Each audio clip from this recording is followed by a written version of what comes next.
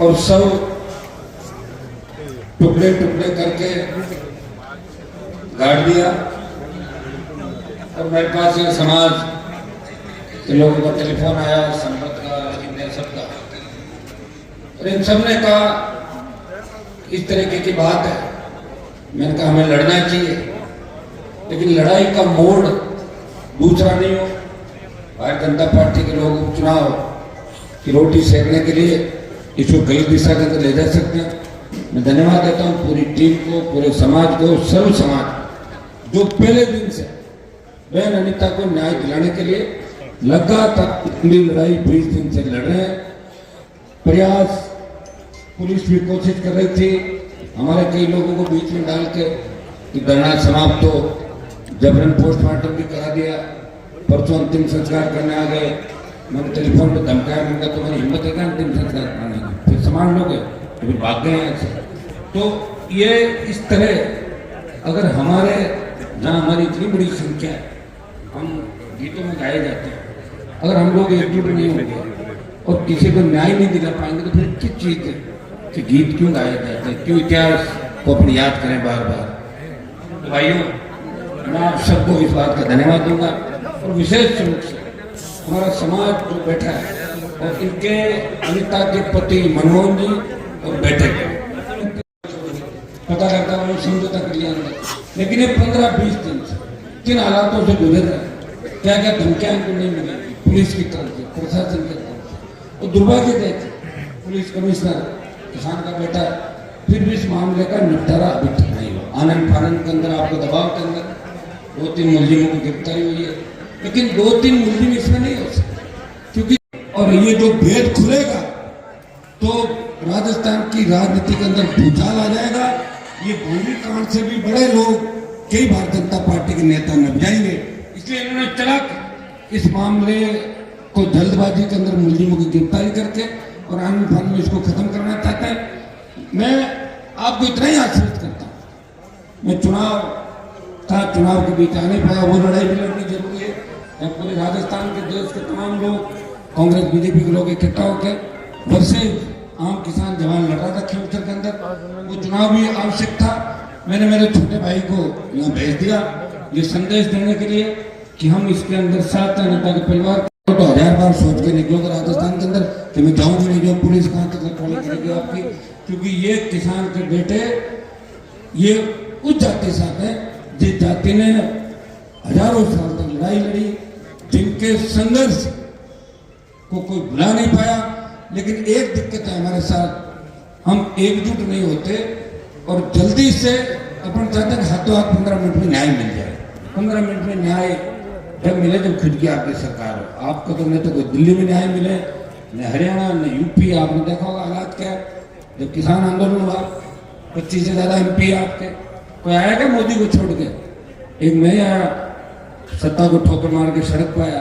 लड़ रहा हूँ लगातार लंबी लड़ाई, और मुझे पता है कि लड़ाई से मिलने वाला कुछ नहीं लास्ट के अंदर, वही टाइम फिर जिस तरह दूसरे लोगों को हुई राजस्थान के अंदर। इसलिए लोग पार्टी बना के लड़े नहीं राजस्थान में, क्योंकि जोश तो आ जाता है, जोश भी आ जाता है, फिर गुटों में बढ़ जाते हैं, फिर दूसरे तरीके से चले जाते हैं। पॉलिटिक्स राजस्थान के अंदर नेताओं को जोड़ा में टूटा, आपको पता नहीं एनकाउंटर हुए थे राजस्थान के अंदर, तो नेता भी निकले थे जेल में। मैंने डलवाया था कई लोगों को इस एनकाउंटर के समय, आपको जानकारी सारी। लेकिन दुर्भाग्य से नहीं, हम एक दूसरे से इतनी एलर्जी करते हैं, या तो इतनी ताकत है अपने पास। भाई कोई सचिन पायलट के पास जाके DADD करता है, कोई अशोक गहलोत करता है, कोई वसुंधरा करता है। भाई मैं तो मेरी ताकत से लड़ता रहा हूँ, 20 साल लड़ते लिया, कोई 6 तो किसान के लिए सेना को जब ठेके पे दिया, सेना में मेरा कोई रिश्तेदार नहीं, मैं आपके लिए लड़ रहा हूँ। जोधपुर में 2 लाख बच्चों की रैली करी मैंने, रैली का संदेश दिल्ली गया, और दिल्ली वाले ये कह रहे हैं किसी तरह हनुमान को कमजोर करो, इन लोगों को आपस में बांट दो कि वापिस साथ बैठ नहीं पाए। और शेड्यूल कास्ट ये चाहती आप हमारा नेतृत्व करो, लेकिन आप नेतृत्व करेंगे, आप खुद ही संकट नहीं तो कैसे नेतृत्व। तो मैं आपको इस मौके में ही आह्वान करूंगा कि हमें इस लड़ाई को लड़ना है। ये लड़ाई लंबी भी जा सकती है। आज आप जोर लगा के आगे, आज मुझे लग रहा है कि 10,000 की संख्या में आप चारों तरफ 10-15 लोग आ गए, बच्चों में बहुत जोश है। और आज का जोश देख के लग रहा है कि भजन लाल सरकार टेंशन में, उधर तो मीणाओं ने उनके टेंशन कर रखी है, इधर आप लोग आ गए, दो तरफ से मोर्चा बंदी हो गई। तो इतना दिन में भजन लाल जी, मैं जानता हूँ भजन लाल जी को, उनकी पूरी सरकार को कि हल्ला करते कैसे बैग फुटवाते। तो भाई ये लड़ाई लंबी भी चल सकती। और मेरी एक आदत है, मैं जहाँ जाता हूँ फिर मैं खाली आके ही लौटता वहाँ से, ये मेरी आदत है। अब तो मैं चुनाव हो गए, बिल्कुल फ्री हूँ, कोई दिक्कत नहीं है, आप मजबूत रहना, लेकिन कानून व्यवस्था अपने को हाथ में रखनी है। ऐसे नहीं चले बाहर हो हाथ तोड़ फोड़ ऐसा करके कोई काम ऐसा नहीं करें, तो फिर मैं आपकी जमानतें कराता हूँ, ये काम भी अपने को नहीं करना। जो उसमें कर दे तो आप लोग फिर बाद में दिक्कत मेरे होती है, तो ये काम भी अपने को नहीं करना। अगर करना होगा तो बात करेंगे, आह्वान करेंगे, चलो तो चलेंगे हाईवे की तरफ, रेलवे की तरफ, पट्टी जो भी नजदीक आएगा, कमिश्नरेट कलेक्ट्रेट जो भी आएगा चलेंगे। उससे पहले आपको इंतजार करना है। जीत किसकी होती है? जो धैर्य रखता है। आपको धैर्य रखना है। मैं लूणी के और जोधपुर के आसपास के मौजूद हमारे जो चौधरी जो पटीदार है, इन सबका हृदय से आभार प्रकट करता हूँ। छोटी सी बात को लेकर 80-80 साल के बुजुर्ग अपने समाज की लड़ाई लड़ने के लिए जोधपुर आ जाते हैं, ये बहुत बड़ी बात है। जवानों को इन बातों से सीख लेनी चाहिए कि हमारे बुजुर्ग किस तरह लड़के हमें बचा रहे हैं, हमारी संस्कृति को बचा रहे हैं, न्याय के लिए वो प्रत्येक व्यक्ति के लिए लड़ता है। और मैं तो राजस्थान और देश के अंदर हर समाज के लिए लड़ा हूँ, जिस समाज को आवश्यकता पड़ी उसके लिए लड़ने के लिए गया। मैं लड़ाई लड़ते वक्त ये तो नहीं देखता हूँ कि जिसके लिए मैं लड़ रहा हूँ उसकी जाति क्या है। अगर अनिता की जगह कोई दूसरी जाति की महिला होती तो उसके लिए भी लड़ने आता, उतना ही लड़ता जितना अपने समाज की इस बेटे के लिए। जनता पार्टी के नेताओं के नाम आ रहे हैं और दुर्भाग्य देखे यहाँ से आपके कैबिनेट मंत्री भी जोधपुर से दिल्ली के अंदर, उनको बात करनी चाहिए परिजनों से, उनको अपना बयान देना चाहिए, भजन लाल जी को बयान देना चाहिए। इस जोधपुर की अनिता जाट हत्याकांड जो हुआ इस मामले का भजन लाल को कहना चाहिए इसको इस तरीके से करें, अपना आप सीबीआई को ट्रांसफर करना चाहिए। लेकिन रात धमका के हमारे समाज के छोटे से टीम को भेज दो, तुम्हारी पोस्टिंग जब भी होगी जब तुम ढलने को समाप्त करोगे। हमारे लोग बेचारे घोड़े बड़ा आ जाते दौड़ते दौड़ते, वैसे हमारी बात करो कभी साहब, अरे हमारी बात करो डिप्टी लाल जी सही लाल इसमें लगे रहते। और ये है कमी, निश्चित रूप से बहुत बड़ी कमी है। जो व्यक्ति आगे आ गया वो पीछे वाला का ध्यान नहीं रख रहा, और जो पीछे वही हमारा ध्यान रख रहा है। जो आगे आ गया ना वो तो ध्यान रखेंगे नहीं, इस बात को लेकर उनकी ललित मेरे नागौर में रहा, इसलिए कितना तंग है मेरे लोगों को पता थोड़ी तुम लोगों को किस तरह माइनिंग पकड़ी। अभी कोई डाट में बनाने कहाँ हो सकता। अच्छा रहा कि एक झापड़ बनाने तो 3-4 झापड़ करनी थी उसको। अच्छा रहा मैं मार नहीं पाया, मेरे बड़ा काम मेरा इसने कर दिया, ठीक किया ना, मैं थोड़ी मारता दूंगी। उसमें आप समाज की बात क्यों करो सोशल मीडिया में? कौन है जानते हो, कौन है, कहाँ का रहने वाला, क्या हिस्ट्री है, क्या परिवार है। मेरा आपसे आग्रह है कि ये जो लड़ाई बच्ची है ना देश के अंदर, वो यहाँ आखिरी है। यहाँ पे ये आप इधर आ जाओ नागौर जोधपुर बाढ़ में, ये लड़ाई लड़नी आप लोगों को। सीकर जिले चूरू ये पढ़ाई में अपने से आगे है, ये ज्यादा पढ़े लिखे। हाँ जब हम ताकतवर दिखेंगे तो टूट पड़ेंगे हमारे साथ आगे बढ़ने में। आप सोचो वो सारी लड़ाई आपकी लड़ने नहीं लड़ेंगे, लड़ाई आपको ही लड़नी है और लड़ाई बार बार नहीं होती। एक तो 13-12 की कृपा है और मेरे में भी इतनी बड़ी ताकत है कि मैं लड़ रहा हूँ लड़ाई को लंबे समय तक। एक दिन नहीं लड़ सकता आदमी, मुझे सरकार में बिठा दो 15 मिनट कोई सामने नहीं लड़ पाएगा, मुझे पता भाग जाएगा हर व्यक्ति। लड़ना बहुत बड़ी बात है और हर समाज के लड़ना, इसलिए तेजाजी महाराज की कृपा भी बनी हुई है। आप लोग मानते भी, मैंने बुलाया तो मैंने एक आह्वान करना आ रहा हूँ, हजारों की तादाद में गाड़ी को लेकर 15 साल मैंने कैसे निकाले। एक आह्वान करता हूँ, 5-5 लाख की रैली आप लोग करते हो, कितने चुनाव लड़ लिए, मेरे को उधार पैसे थोड़ी देता, आप खुद ही लगाते हो, चुनाव हो जाता है, हिसाब किताब हो जाता है, ठीक हो जाता है। और पार्ट टाइम बना के भी चल रहे भाई। इलेक्ट्रोल बॉन्ड हमने तो खरीदा ही नहीं कभी, बाद में पता लगा कि इलेक्ट्रोल बॉन्ड क्या है।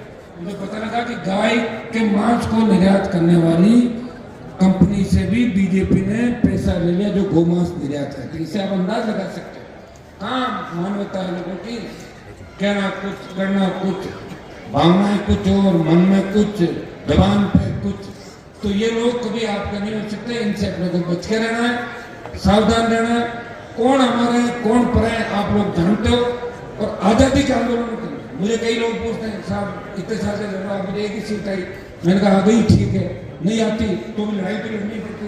अगर भगत सिंह ये सोच लेता कि मैं फांसी रुकी तो भाई मुझे क्या आवश्यकता है, वो प्रधानमंत्री थोड़ी बन रहा था, प्रधानमंत्री नेहरू बना था। लेकिन उसने कहा भारत माता गुलामी की बेड़ियों से मुक्त हो जाएगी, भगत सिंह की सादत से देश के जवानों का दिल उबाल आएगा।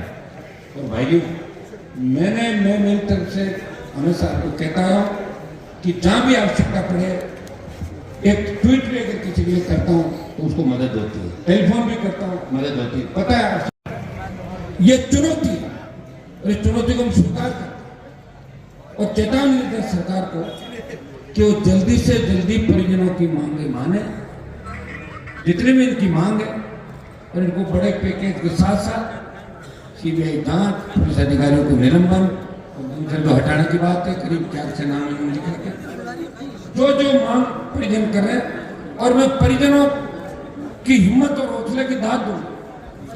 और विशेष रूप से संपत, राजू खोजारी, पूरी टीम जो हमारे बैठे हैं समाज के लोग, इन सबको क्या 20 दिन से डर के साये के अंदर इस जोधपुर की पुलिस ने डराने का काम किया।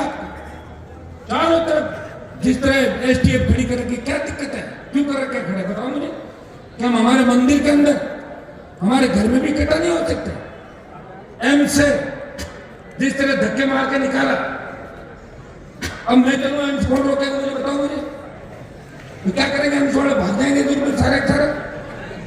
लेकिन मैं नहीं चाहता कि किसी तरह की व्यवधान हमारे अंदर जो मरीज है, अंदर जो हमारे भाई, उनको तकलीफ पड़े। अभी एम्स थोड़ी रोक सकता, हम लोग एम्स नहीं रोक सकता, कोई नहीं रोक सकता। इसलिए मैं राजस्थान की सरकार को चेतावनी देता हूं कि समय रहते आप इस मामले से निपट जाएं। भजन लाल जी, आपको लॉटरी खुल गई, 25 से सीएम बन गए, अच्छा है। कोई ऐसा काम मत करो कि फिर मामला समझ में आपके नहीं, आपसे नहीं समझेगा मामला। मैं आपको जानता हूँ लंबे समय से। हाँ ये सही है, उस चुनाव मामले को देखना नहीं चाहते राजस्थान वाला। पप्पू और आप में क्या अंतर है? पप्पू भजन मंडली,